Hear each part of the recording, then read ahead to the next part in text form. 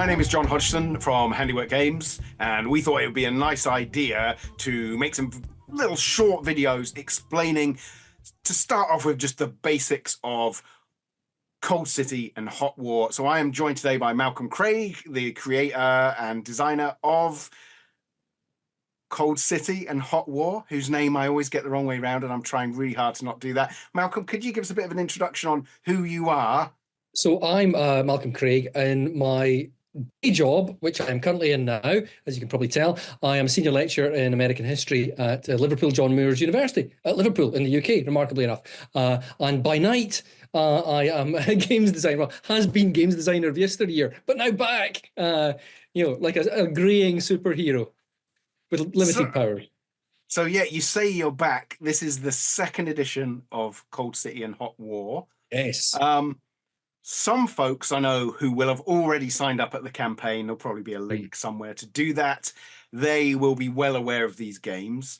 Could you give us kind of the elevator pitch for what this is? It's two games, right? What's the elevator pitch for both games? Well, they're thematically linked games. Cold City is a game of hidden agendas, trust, and monster hunting in Berlin in 1950. As the Cold War is really taking off. And Hot War is a game of friends, enemies, relationships, and the breakdown of society in the aftermath of nuclear war in London in the winter of 1963. So they are both thematically linked by the history that they portray, but also by the fact that they take a slightly alternative history, science fictional approach to the Cold War, in that technologies were developed in 1939 to 1945 that still linger on in the present day. I was going to say, it's really strongly inspired, obviously, by your, professional level now knowledge of the history of the Cold War, but also there is a sort of that element we might expect in games of a little bit of a more fantastical edge to things. If people are looking for that, it's there. And of course, otherwise it becomes unrelentingly bleak. Yes. The science fictional occultish horror weirdly takes away from the bleakness slightly. Yeah, it just cheers it up a bit. Your characters are the foreground, right? That setting stuff is the background. What do your characters do in both games? Well, I mean, in Cold City, for example, you're part of this secret agency set up by the occupying powers, the victorious allies, including the Soviet Union, in Berlin, and you're there to hunt down and deal with the legacies of like monsters and experiments and the cracks in reality that emerged because of the suffering of the war. So you're essentially secret agents fighting an underground war.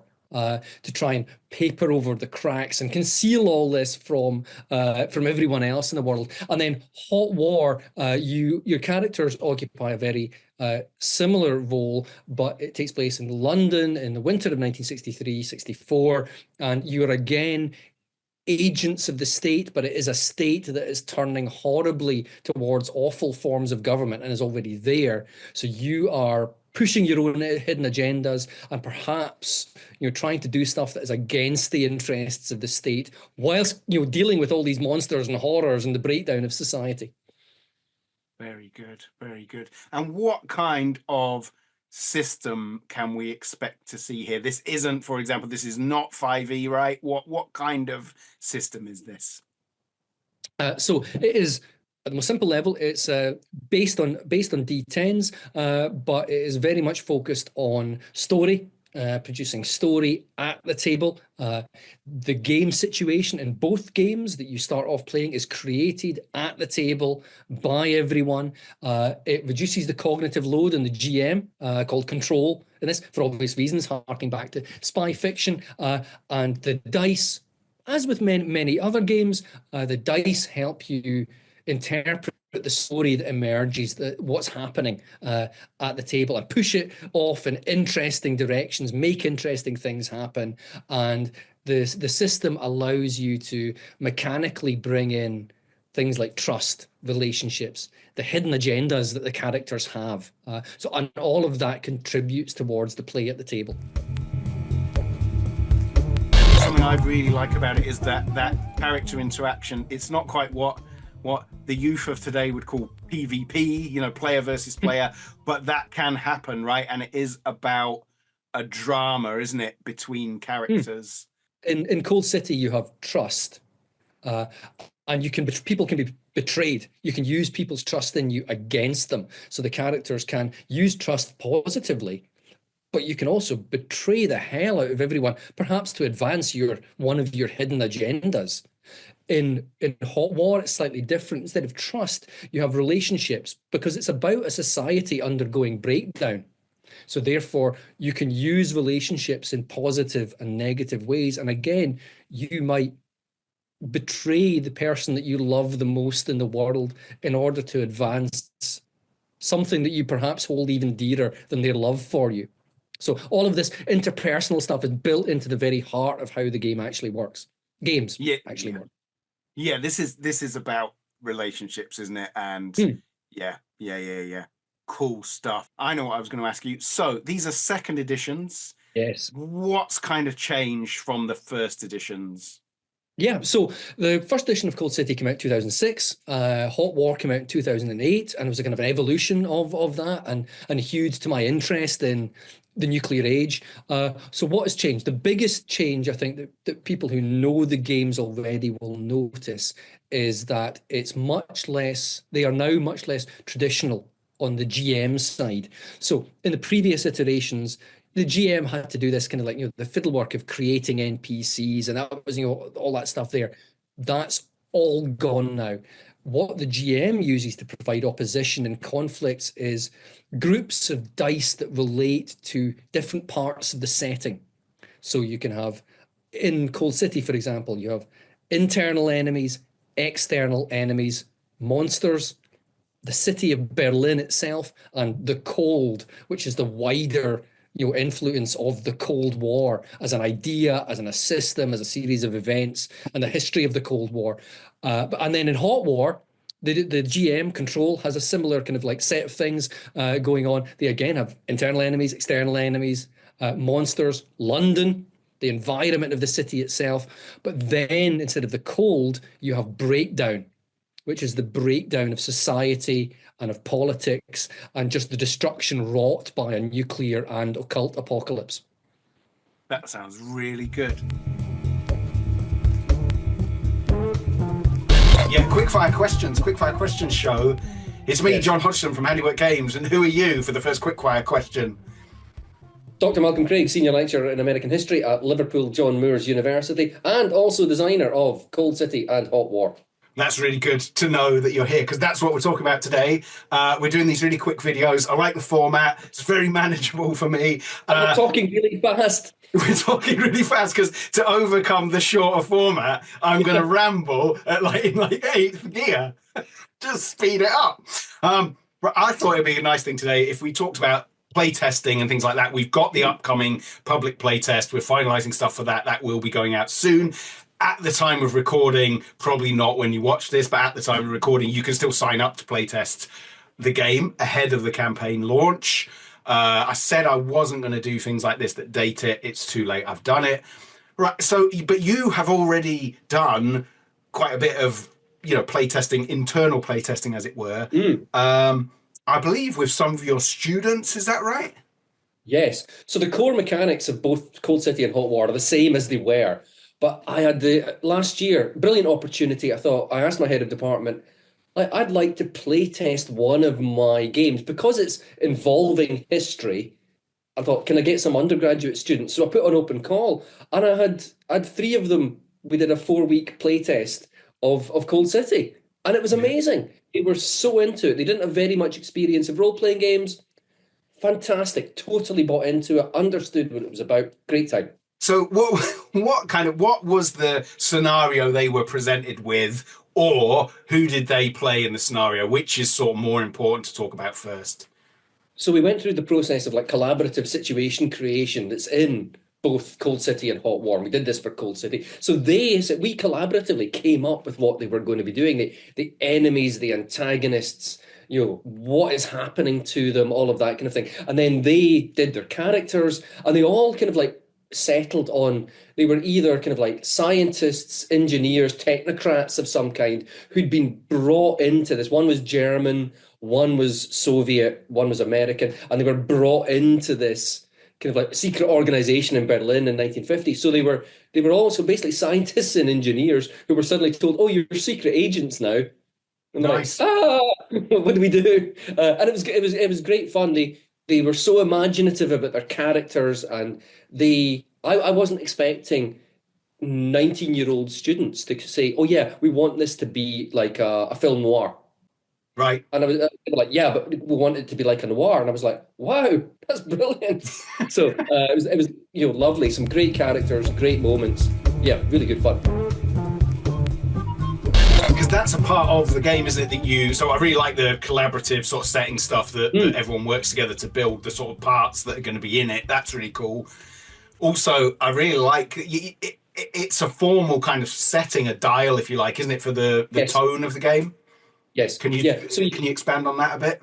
yeah, certainly. You can basically like, what do you want the tone of your game to be? So if you want it to be like black comedy, like Doctor Strangelove is a good touchstone, you can play it like that. If you want to make it a noir, like film, like Third Man, you say we want it to have this noir-esque overtones. European art house cinema, films like Canal and Europa. So you have different choices and can like there's thematic influences that you can draw on from each of them. Just like so everyone is aware of like the tone of what the game they're going to be playing in.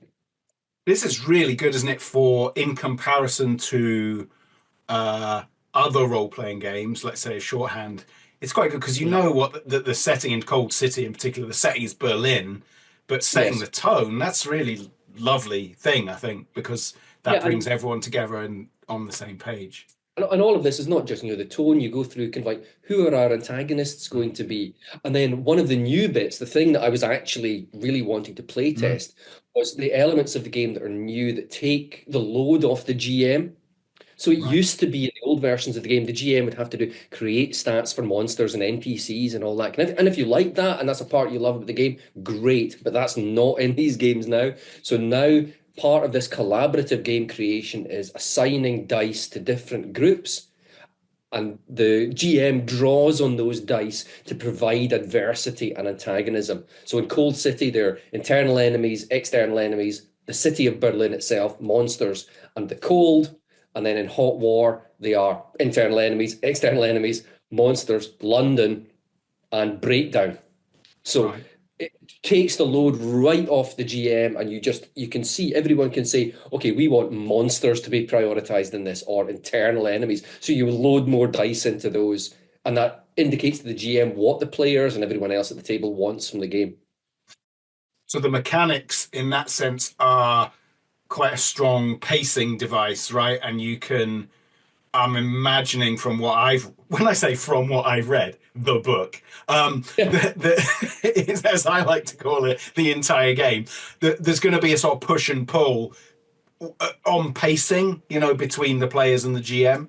Yeah, new kind of like set of mechanics is that it is a pacing device as well. So when a certain number of these groups reach zero, that's you at the end of an act in this story. So that act has to come to some kind of conclusion before you move on to the next part of the story. And then the groups refresh and can be changed and added to and all that kind of thing for if you want to keep the same themes but or emphasize other things that have come out of play in the previous act or acts before. So yeah, they act very much as a pacing mechanism. And they're slightly different for if you're playing a multi-session game as opposed to a one-shot game. The pacing Nice. mechanism works differently, but I think satisfactorily, whatever, in both situations. Nice. No, that's really good. So what was the situation we were just talking about? I'll just recap a little bit because I can see a cut having occurred. Catch up on the previous episodes so you know what we're talking about. So you've got your players, they've got the characters kind of worked out, that your students are all playing these kind of technocrat scientists and so on in Berlin. What was the situation that they came up with? So we were playing a very noirish, dark, smoky tension-filled game where they were ordered by their superiors. Actually, one of their superiors, a French woman who's one of the people in charge of the secret organization called Justine Cavray, known as the Cadaver inside the organization. And It's just they writing itself. yeah, they were trying to hunt down a former kind of like SS officer and Right. kind of fringe science figure who has supposedly died in 1945, a guy called Carl Geisler. But Geisler had been seen around, and there'd been rumors, and the secret organization really want to get their hands on Geisler. So that was the core of it. And it started, the entire thing started in medias res with them running through the streets of Berlin, chasing someone that they'd been to interview because they thought they might know where Geisler is. So it started with a chase scene. That's Wow. what it kicked off as. And yeah, it all just spiraled from there with meetings in British Army barracks with the senior commanders of Soviet forces and British forces and American and French forces, cocktails and champagne, but everything going horribly wrong. So it was great. It was a really fantastic setup for a game. So this is, yeah, it's really collaborative, right? It's not as straightforward as the GM has a prepared, a prepared. That's quite nice. Preparing knife, prepared scenario in front of them that you kind of run the players through. Everyone's throwing stuff in. It's that kind of game, right? Yes. Or I mean, or if you're say running a convention game, the Mm, person who's going to be GMing it can sit down and prepare the situation themselves. right. And in Okay. in the games themselves, there will be a set of pre-prepared situations. So if you just want to go, Right. oh, let's just kind of like create some characters and play this game, you can just whip this kind of like prepared situation out and go, right, let's play this one. Cool. Or you can go Yeah. through the creation system. But it was doing this with students was such immense fun. One of the players, Amy, had never played a role playing game Mm, before, and her character was this American. She was a scientist, American scientist, and she ended up becoming this, schnapps drinking, stone cold killer over the series of the three things because of all the stuff she'd been exposed to. Amy played it brilliantly. She was really, really great at kind of like you saw the changes in this character's perspectives and ideas over just like 3 weeks of play. It was a fantastic brilliant. experience. Brilliant.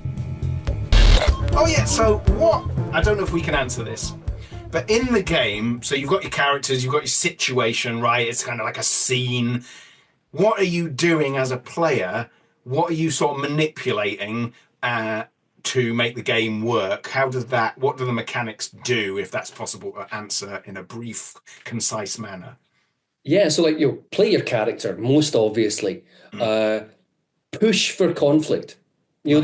The push for conflict. Make the mechanics work for you. Push the conflict so that shoves the story along in interesting directions that you might not have expected. Don't be prejudging matters. Like, oh, we want this to happen. Well, you might want this to happen, but that's maybe Hmm. what does happen. So, engaging with, you'll have all this stuff that you've created at the start on the table in front of you. Engage with that stuff.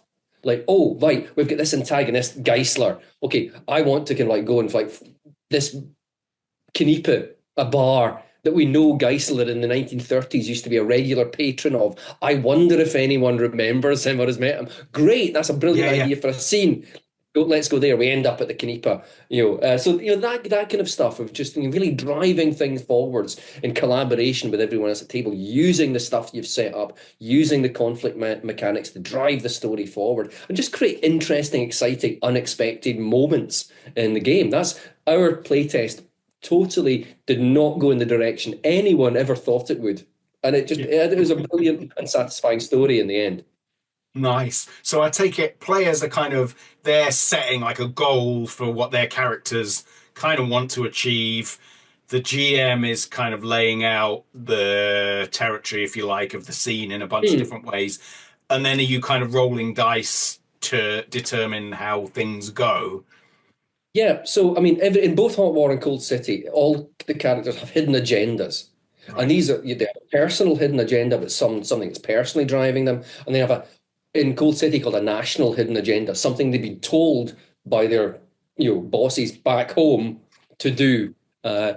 Generally, something that's going to come in conflict with everybody else. So the GM, control as they're known, should be looking at these hidden agendas and thinking, okay, how can I push them? If I'm kind of setting up a scene or bringing people in, how can I push the hidden agendas? The players be thinking, right, okay, how can I advance my hidden agendas and get a mechanical benefit from doing that and perhaps be more successful in a conflict and all that kind of thing. So yeah, that kind of stuff is really important.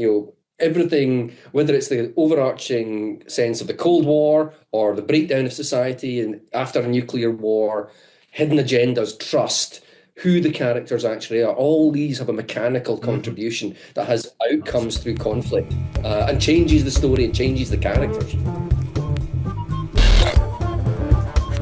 Like, this sounds really good fun to play, which it's not necessarily a given, right? Sometimes you say, like, I want to play this now. Yeah. It's sold. Okay, we'll just go and play it. That'd be great. It was really funny. Well, doing this playtest for the students, I had not run a game of any kind for it's at least a decade, wow. 10, 12 years. And it was really funny getting back into it, even with my own game.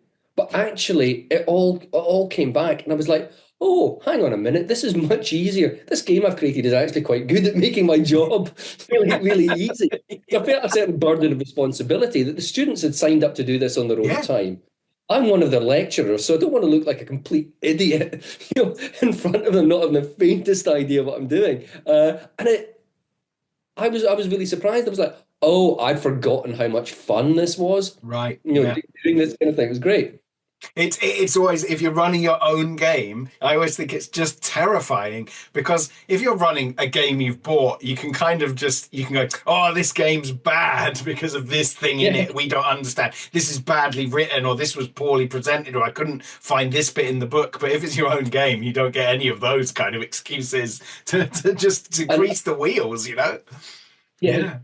But the writing, I think, is really important, and this is where we've been doing a lot of work in the background, and the games have been both heavily rewritten.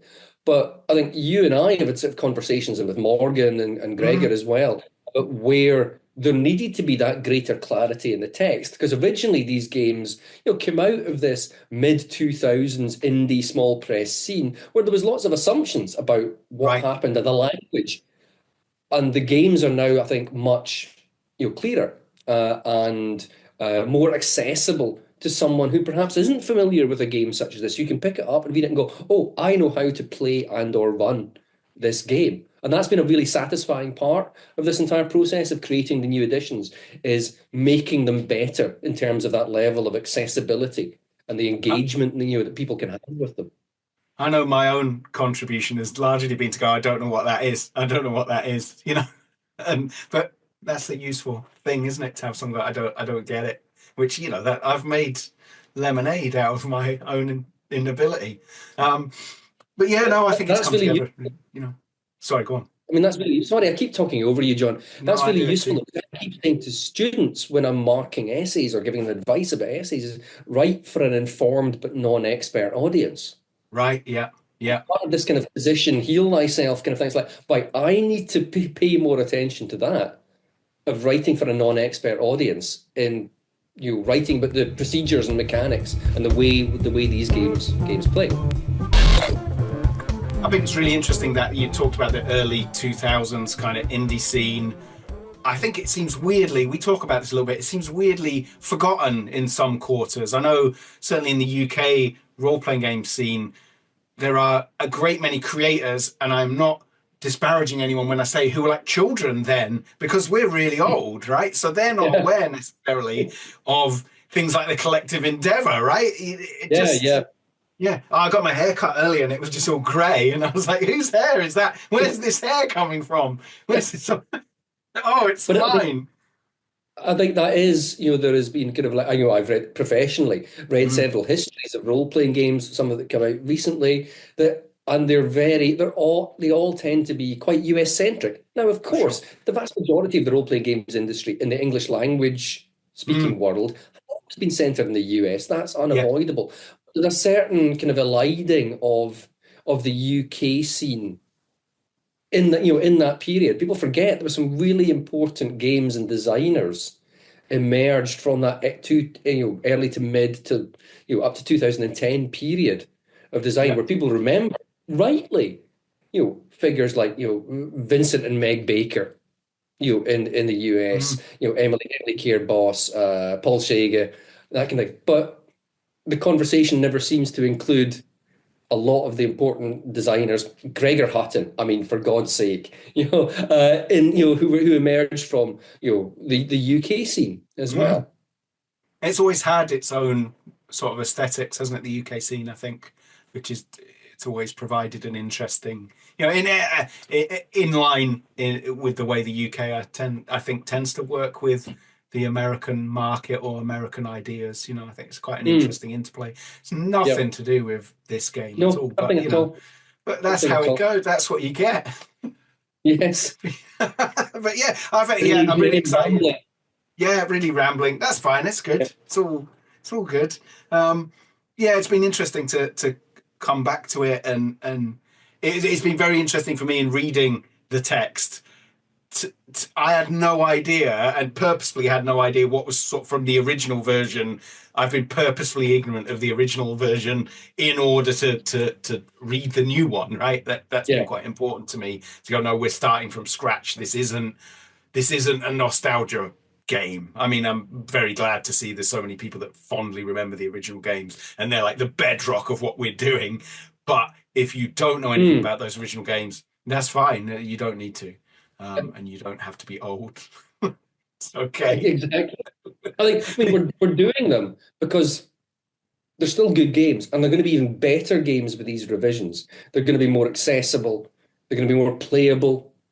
Going to be easier to play, more Yeah. satisfying play experiences. There's going to be a lot of meat there, and these are not just kind of like let's resurrect these two games from 2006 and 2008. No, they're going to be worthwhile in the modern gaming marketplace. They're still solid games and really good, fun games. But I think the Cold War era has obviously appeared in a lot of games of different Mm. kinds. But I don't think it's kind of like been as much of a setting as a period in games as you would expect it to be. There Right. have been a lot of games, but I think I mean, because gaming is dominated by fantasy and science fiction. That's a given. So yeah, it's an area of interest to me. I'm now a Cold War historian, and it's great to be doing games that kind of bring in elements of that history and of the period that I can research and kind of write about. I think it's quite exciting. Like the sort of espionage model is not Mm, underused. We could list out loads and loads of spy games and so on. But something that really appeals to me in kind of the genre as a whole in wider media is you can't just storm in killing folks. You can't. That great game stuff where nobody wants to break cover, nobody wants to reveal anything, and if you do, you kind of lose, right? As soon as you take a sort of yeah. definitive action, the Soviet Union has planned for all of these outcomes, right? It's that kind of, so you've just got to play this really, really canny game. I love all that. I think it's really next level stuff. Really good. I mean, the thing is about a lot, and I'm not disparaging any espionage style games, but I mean, Mm, a lot of games that are about kind of like, say, espionage in the Cold War era, they're not actually about any of the themes and ideas and stuff to do with that. They're just a game with a list of Cold War era guns. right. They don't have the Cold War and secrecy and trust and tension and hidden agendas aren't embedded in the game. They're not Mm, driving play. And Cold City and Hot War are the opposite of that. All of these things are embedded into the way the game plays and the mechanics of the games themselves. really good. I really want these games. We better fund So do on I. the old Kickstarter because I really want to play it, like from the book that we're making. Fingers crossed. Right, I'm going to Yep. stop because we're going to run out of time. Yeah, fingers crossed. It's not clever, as everyone No, related to me keeps telling me to stop doing that. no, no. Right, how do we stop